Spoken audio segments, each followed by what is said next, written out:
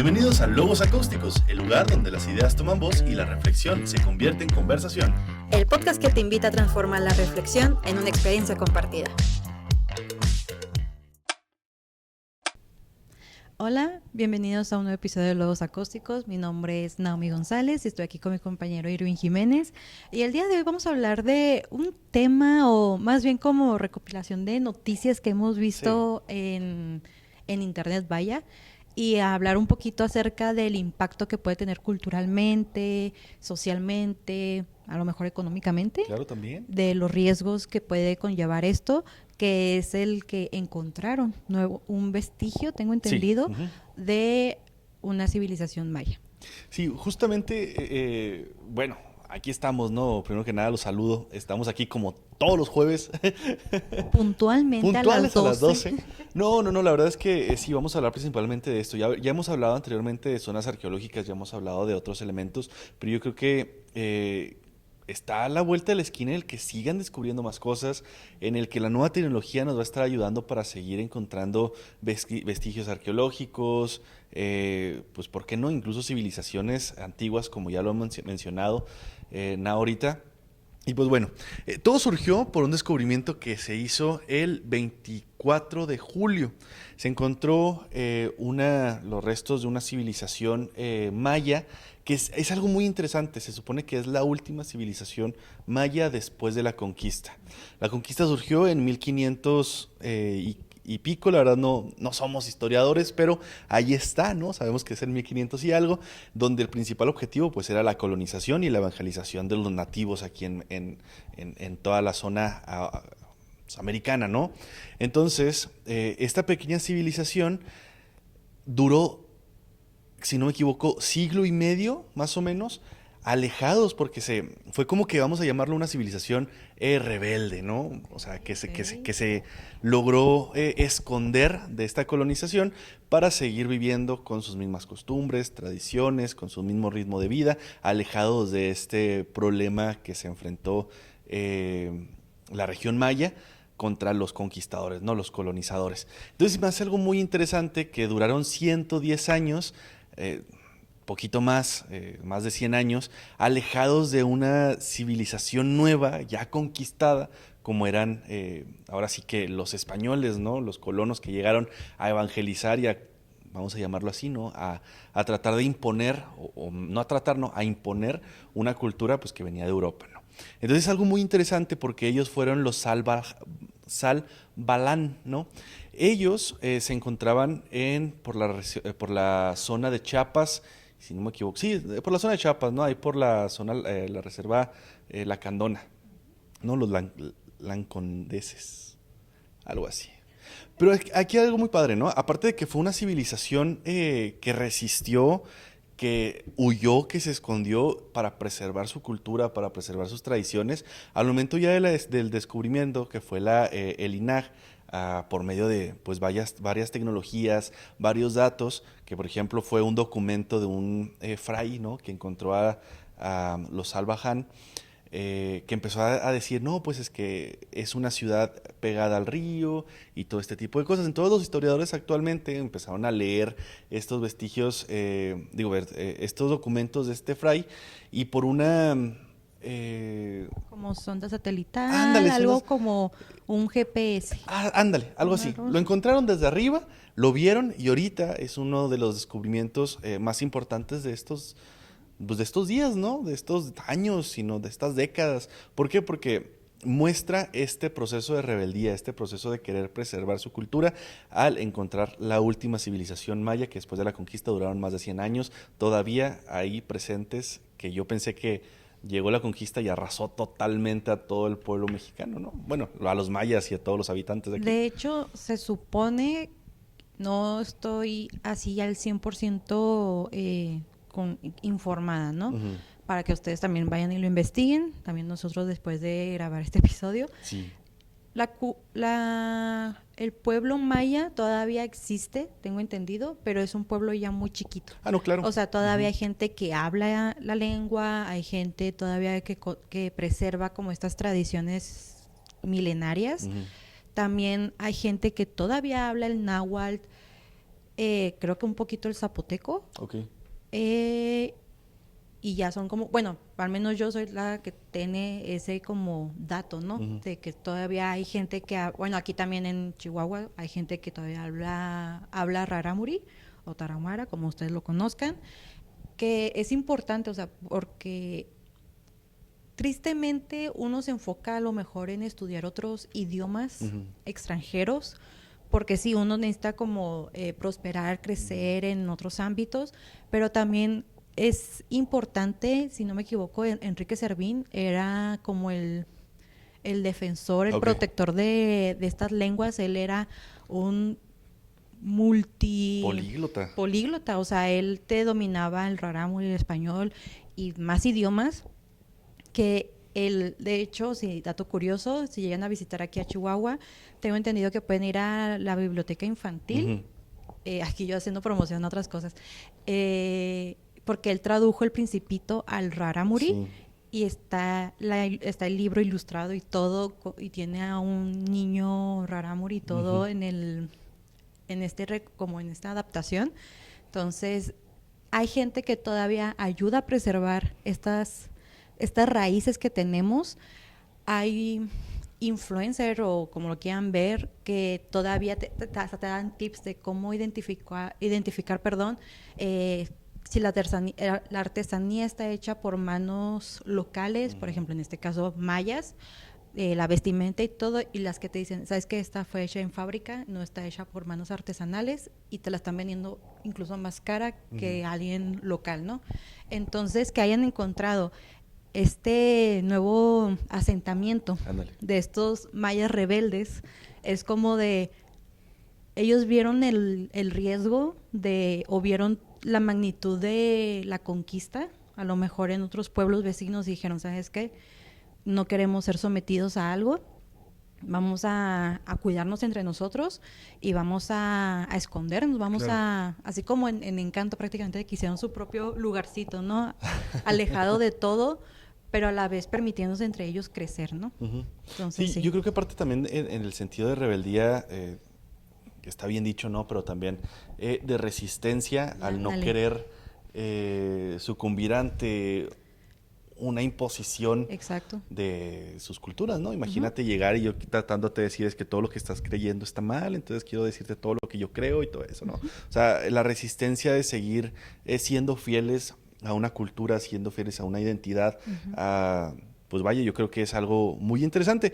Y yo creo que a lo largo de la historia hemos encontrado varios elementos, incluso desde la literatura, la ficción, que nos hace pensar más allá en el sentido de que, ok, y si estas civilizaciones hubieran sido así o así o así o así o así, como que también da la idea de querer seguir buscando más, que también estas nuevas tecnologías, como ya lo mencionábamos, que era lo satelital y todo, el georradar que también se pone en el piso para encontrar estructuras, cimientos debajo de la tierra, algunas jarrones, etcétera. Y ahorita antes de empezar el episodio hablábamos sobre el mito, el maravilloso mito del Atlantis, ¿no?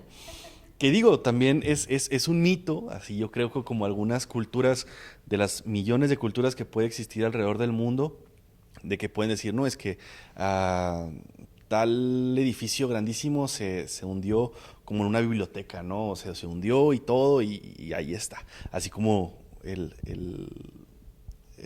la Atlántida, Ah, sí. que se dice que fue por un desastre natural, ¿no? Sí, se dice que la Atlántida fue una gran civilización acá que tenía súper tecnología y todo, que Ujú. estaba muy avanzada como a la época de los otros países, Ok, de los ok. otros continentes, pero por lo mismo que hubo un desastre natural, que fue un tsunami, generó el hundimiento pues de este fragmento, ¿no? Se Ujú. supone, ¿no? Se dice en el mito que, al menos el que yo leí, para el que conozca otros mitos, nos lo dejen en los comentarios, que está en el océano Atlántico, Ajá. el océano que está entre América, Europa y África, ¿no? Se supone que estaba ahí en medio y todo. Puede haber que dicen gente que está como en la zona del punto Nemo, que es en el Pacífico, o sea, del otro lado de México, que por lo mismo que ocurrió este hundimiento, pues ya se perdió como toda esta civilización. Ujú. Pero realmente, por desastres naturales, hemos perdido ciudades enteras, civilizaciones. Un ejemplo, pues, este sí está documentado y todo, porque todavía sigue existiendo, pues, la zona que es Pompeya, Ok. por la erupción del volcán Vesubio, Ujú. si no me equivoco, Ujú. que fue como la erupción volcánica más fatal que ha tenido el planeta, al punto de que rodeó, o sea, todo el planeta quedó como a oscuras por toda esta nube volcánica. Ok. ¿No te la sabías? No, no sabía que todo el planeta. Sí, o sea, o bueno, pues en ese entonces para Ajá. ellos todo el planeta era lo que cubría Europa y parte de Asia. Ok. Pero sí, cubrió gran parte del cielo en una nube totalmente negra, con mucha ceniza, y esta ciudad lamentablemente quedó bajo esta, al punto de que hay gente que va y visita esta, podemos decirlo, zona arqueológica, y encuentra todavía la forma de, de las personas que fallecieron. Y se puede ver cómo había familias que estaban abrazadas, incluso pues, dicen que se puede ver un perro así como en posición así de rollito, Ujú. intentando protegerse. Y que también se ve así de cómo quedó marcado, vasijas, cómo era la arquitectura y todo. Y sí es como que te quedas pues cómo vas a salvar una civilización de un desastre natural. ¿Cómo puedes prever el cuidado de algunas zonas? Bueno, es que también, por ejemplo, con lo de Pompeya se dice que a quién se le ocurre cimentar una civilización en las faldas de un volcán activo, ¿no? Recuerda que aquí en México, precioso, tenemos el Popocatépetl, de Ah, sí, ahí sí, claro, hay claro. pueblo cercano Ujú. a las faldas Sí, de que este que ha volcán, estado en constante que de proceso. hecho hace unos años también existió. Bueno, hubo erupción volcánica en Guatemala, Ujú. que también, pues obviamente había varios pueblos o varias ciudades cercanas a las faldas de este volcán.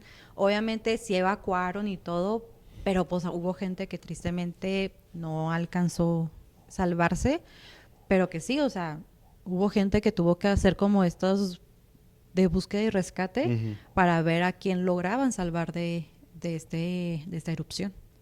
Y es que sí, al igual, como hay civilizaciones que se sentan alrededor de los volcanes, ¿no? O de algunos mantos acuíferos, que sabemos que, por ejemplo, la tierra no es nada firme, como lo que pasa también en la Ciudad de México, que antes era ahí un río y que por eso alguna de las torres de catedrales se está cayendo, ¿no? Que por cierto, hace poco, paréntesis informativo, este mes justamente y en este año se celebraron los 700 años de Tenochtitlán. Entonces hubo un espectáculo en el Zócalo muy interesante, muy padre, donde narran toda la historia de estos 700 años. Entonces si tienen ahí chance de buscar algún videíto en internet, la verdad se lo recomiendo. Está muy interesante y yo creo que va muy aunado a lo que estamos hablando, ¿no? Al igual, alrededor del mundo y alrededor de la literatura, como ya lo habíamos mencionado anteriormente, se hablan de diferentes elementos que marcan un punto en nuestro criterio de pensamiento, ¿no? En el sentido, está Julio Verne, ¿no? Que nos narra varios lugares en los cuales, pues bueno, desde una cierta ficción, una cierta fantasía, desde un cierto sentido muy literario, eh, pues qué padre, ¿no? O sea, toda la historia de Nemo, la historia de, o sea, el Capitán Nemo, no Nemo, el de la letita.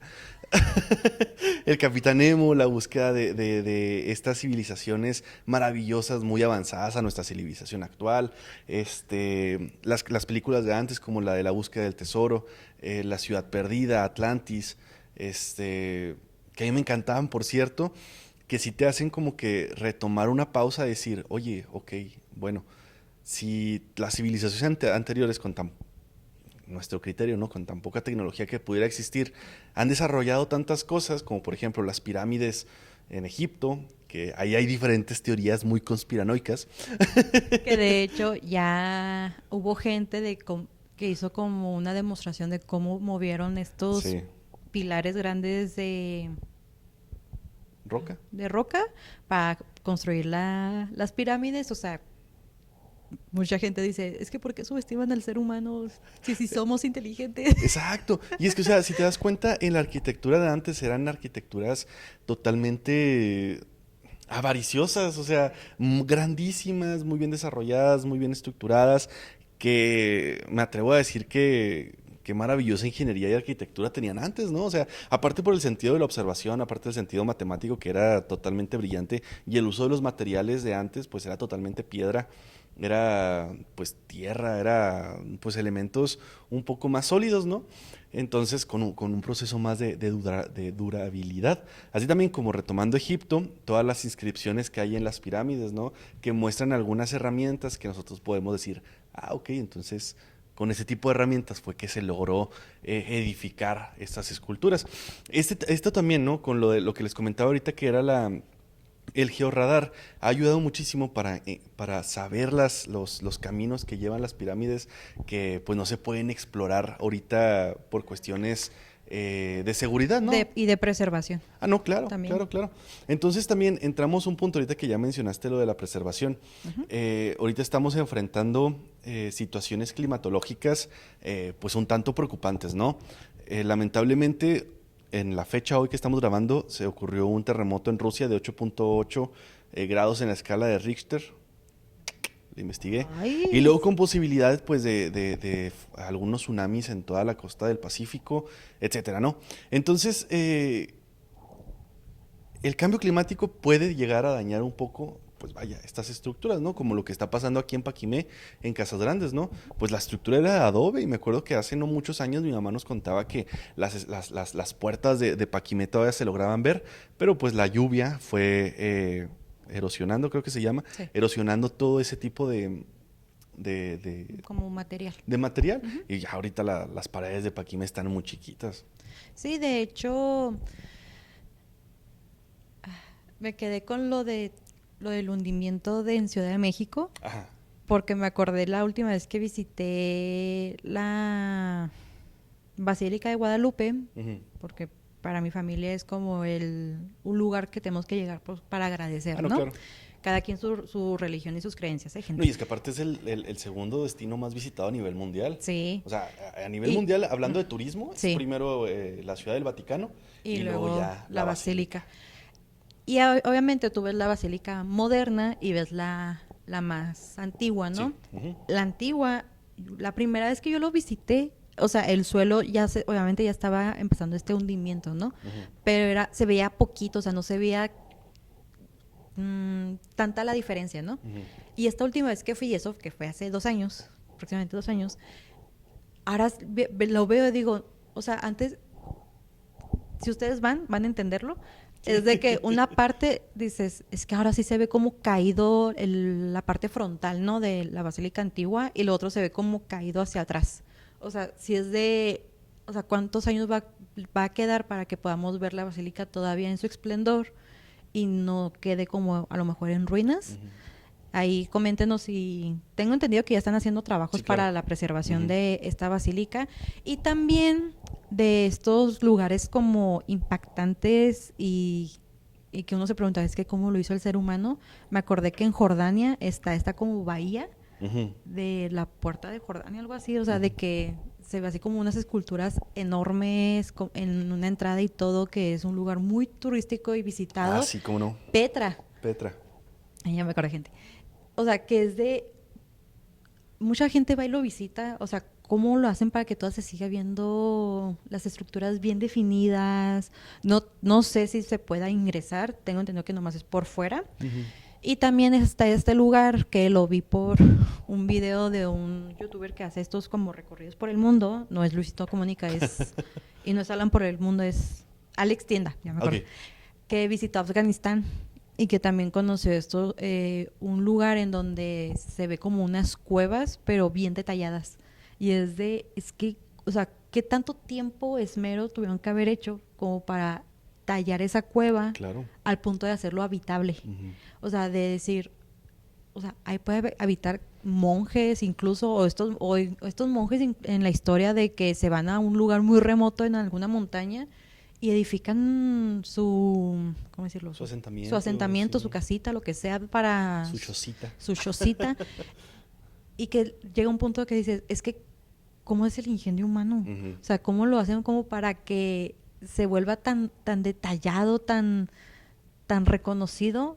O sea, para mí sigue siendo impactante ver estas piezas de arquitectura. Ok.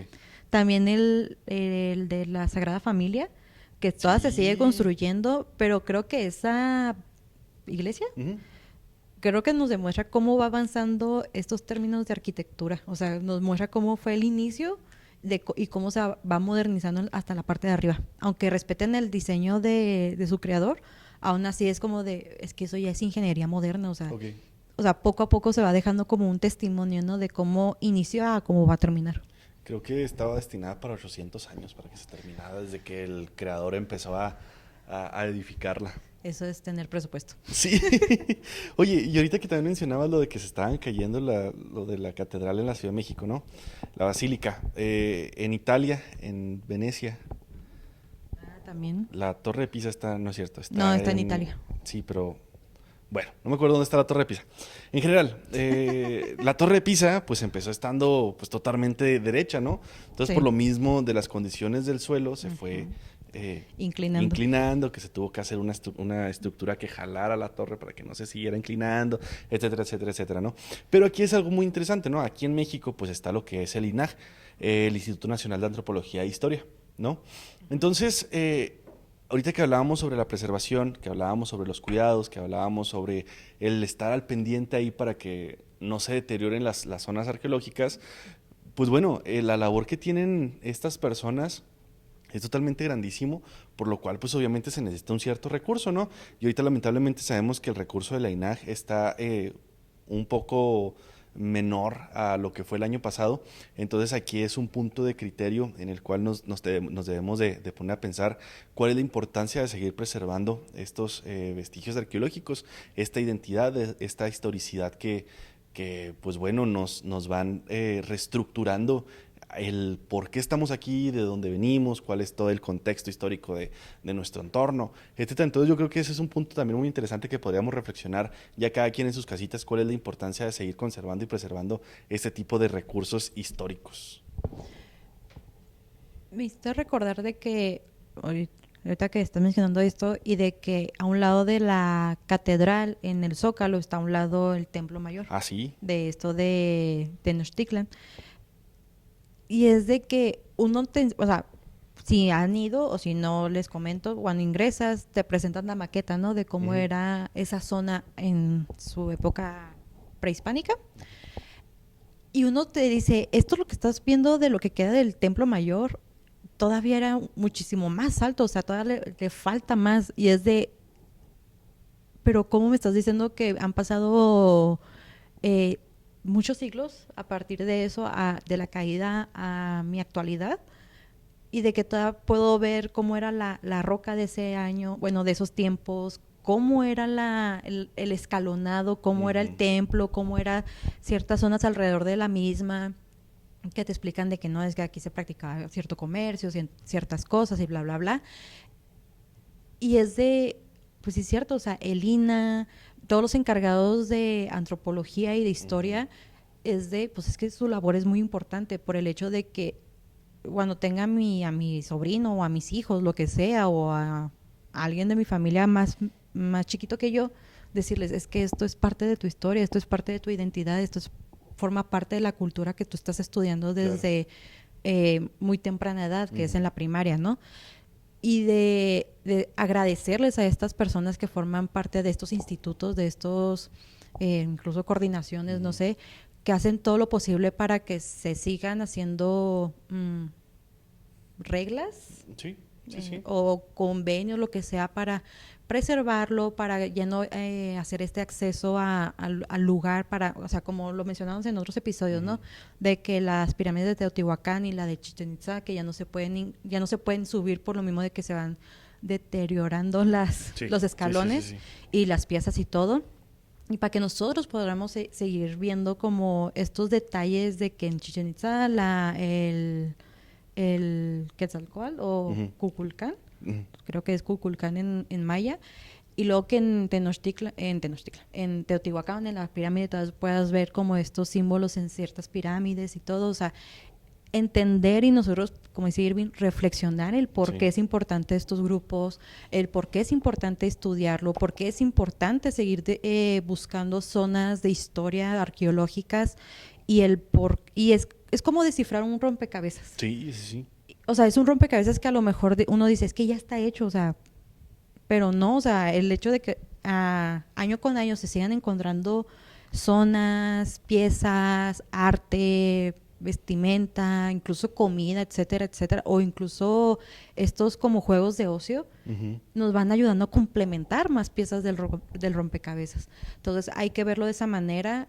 A lo mejor ustedes, nuestros compañeros que están estudiando en este momento la licenciatura y la maestría en historia, Sí.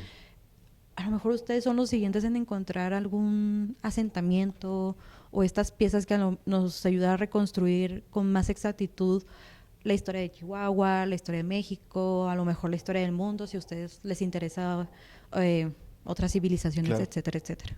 Claro, claro. Y yo creo que no nos cansaremos de decir que estos episodios son para que sembrar esa curiosidad, ¿no? De que busquen más, porque esta civilización que se encontró en Chiapas fue y es ahorita una de las principales en el sentido de resistencia, porque se sigue explorando, porque la tecnología es buena para seguir descubriendo más elementos. No sé, ahí se los dejamos de tarea y la verdad esperemos que nuestros compañeros de historia nos ayuden a aclarar un poco más, como lo menciona Nao, pasar a través de los años y, ¿por qué no?